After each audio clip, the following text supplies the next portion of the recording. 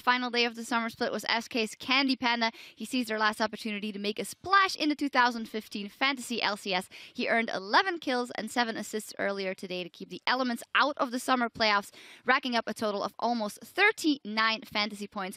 Good on him, Candy Panda. Again, SK Gaming as well, we heard Freddy say, you know, the future we will see a lot of question marks up in the air. But looking at the performances we saw here in Week 9, we've chosen 5 OP pros that gave their all in the final days of the split. And well, honestly, if we look at the split in general and these last 2 days, once again, there is no one else that we could give it to than the members of Fnatic, starting off with Huni today with a fantastic Rise performance, 19 kills, the most in Week 9, and of course, Rainover always there to back him up. Yeah, he actually had 22 assists. That was the most for junglers this week. And then following Rainover, obviously the rock for Fnatic is Febivim.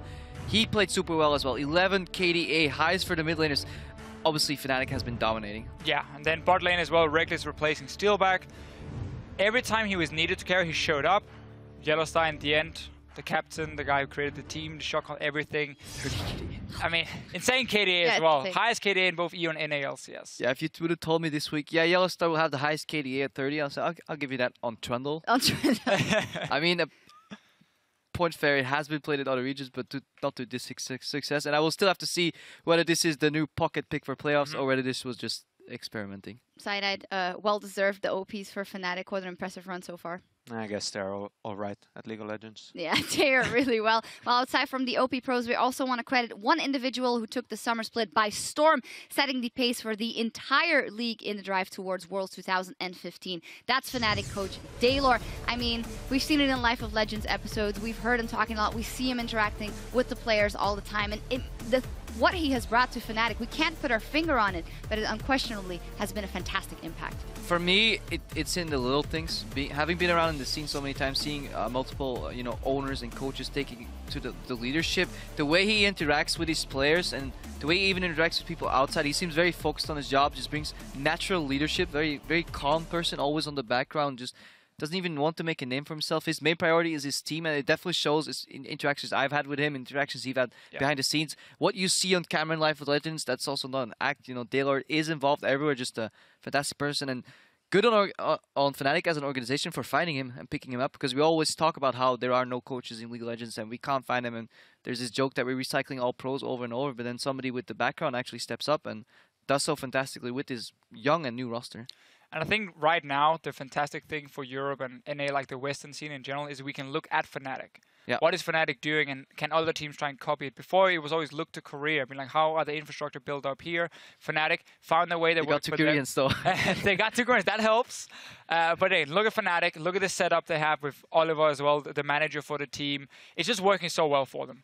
Yeah, dreaming of Worlds already a little bit. We're not there yet, though. The 6 teams here in the European LCS who qualified for playoffs will do battle for the summer #1 European seed and the ever-important pot of championship point up for grabs. Taking a look at our now completed bracket.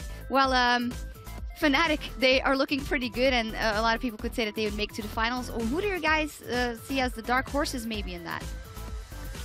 I mean, so H2K... 3rd place. They've been a top 3 team all split long. They've been a bit of a slump.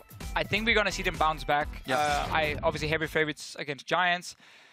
It's hard to count out Unicorns of Love, but I do want to say I almost feel like Rocket has a higher chance of winning that game. And now, don't kill me for that one, but that's just a feeling. I think the next 2 weeks will do a lot for H2K, more than it would for Giants, and as well do more for Rocket than it would for UOL in terms of practicing. So I definitely want to see how these teams come and show up at the playoffs, because hopefully it'll be slightly different than it was today. And also, I wonder how this meta shifts, because whenever people go in the dark for 2 weeks, new picks get made in scrims potentially. You then find new counters to those new picks, and then suddenly you get to the Rift and you have teams playing complete different compositions all of a sudden, because they obviously haven't played against each other. What about your boys, OG, in the playoffs? It's going to be a struggle. I think they will make it to the finals against Fnatic, and yeah, that is indeed a struggle to beat unbeatables. But I think if there's any team in Europe that can do it, it will be my boys, as you put it. All right, cool. Well, whatever happens, the action will start on Saturday, August the 8th, with a best of 5 between H2K and Giants, starting at 5 p.m. Central European Summer Time. That is 8 a.m. Pacific. And while we filled the seats on stage in the summer playoffs, there are still some available to join us and watch the action live in person. For more information, head over to lolesports.com/tickets and come join us and watch those teams go head-to-head. While our bracket is filled out here in Europe, there's still work to be done over in North America. Week 9 gets underway in Los Angeles this Saturday with a clash between Team 8 and Liquid. Dignitas will face Counter Logic Gaming, and Gravity will take on Team Impulse, who are just one game back from first place. Anyone look forward to a specific matchup? Oh, we gotta look at Team Solo Mid with everything that's been going on lately. You always are, yeah. I mean, always looking towards Bjergsen and Centurion, seeing what they're doing, representing Denmark. The jawlines overseas. All right. Well, that all starts on Friday, July 31st. Sorry, on Friday, July 31st at 9 p.m. Central European Time, noon Pacific. We actually have a special show match on the new Black Market Brawlers mode that will be taking over Summoner's Rift soon. Well, they're completely decked out. What a bunch of hoodlums. It's not Photoshop, by the way. That's a real picture. That's a real picture, obviously. Mark your calendars. It is sure to be a bloodbath. Well, with that, that is all for us here on this side of the Atlantic. I'd like to thank Cyanide for joining us, Hands for joining us to close out the summer split. I'm going to make it. And on behalf of everyone here at the European LCS, thank you guys so much for joining us, and we'll see you back here for playoffs.